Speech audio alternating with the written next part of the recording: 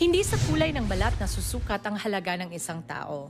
Yan ang paniniwala ng working mom na si Rolly. Kaya naman ito rin ang paniniwalang kinalakihan ng kanyang mga anak na sina Gami at Gab.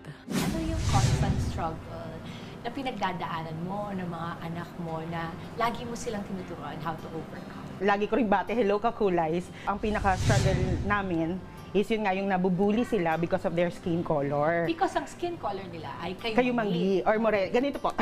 Ayan po. Si Kali po ay kayumanggi. Yes. Oo. So, siya, ever since growing up, we always make sure na she understands that this is a beautiful color.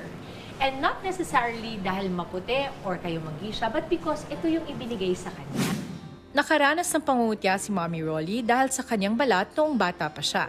Ang tawag sa akin is negra, puset, baluga. Nung kay Gab na, actually nung lumaki siya sa probinsya, hindi naman din talaga, kasi nga magkakakulay naman kami sa province. Naging big deal lang nung nandito na sa Manila. So, nung paglipat namin dito, yun na, yung kalaro niya, tinatawag siya unggoy. Hoy, unggoy, halika na dito. Grabe naman. Dumating pang araw sa puntong kinwestiyon ni Gab ang kanyang sarili dahil sa kulay niya. Doon sa video na yun, or ang issue lang niya is masikip ang upuan. Ang sikip-sikip ng upuan, di ako kasya, ganyan-ganyan. So, marami nagbabash, several comments. Mami, yung iyak niya, parang hindi iyak ng upuan lang yung problema. Ayaw niya nang pumasok. Kasi nga, bakit ang itim-itim mo, hindi ka marunong mag-English? Sabi niya, ano ba talagang kulay ko, mama? Brown or black? Importanteng tayo mismong mga magulang ang magsisilbing inspirasyon para sa ating mga anak. Sinali ko sa mga photoshoot, sa mga damit-damit lang ang kapalit, ganyan, okay lang din.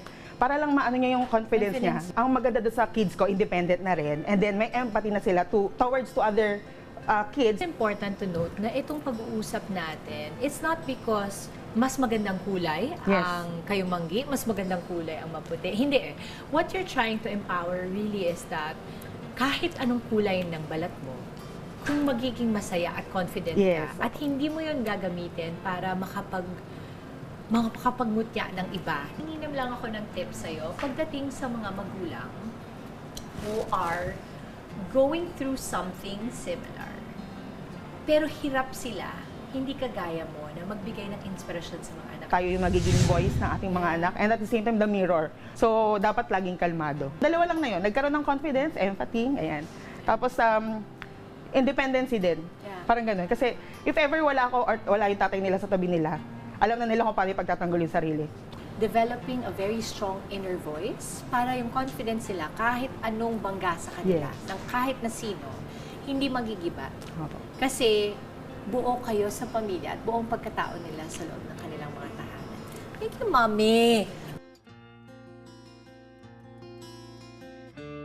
Mga kapatid, Dimples Romana po, kumpletuhin ang inyong umaga ng mga kwentong puno ng inspirasyon. Salubungin po ang bawat araw ng may ngiti at pag-asa.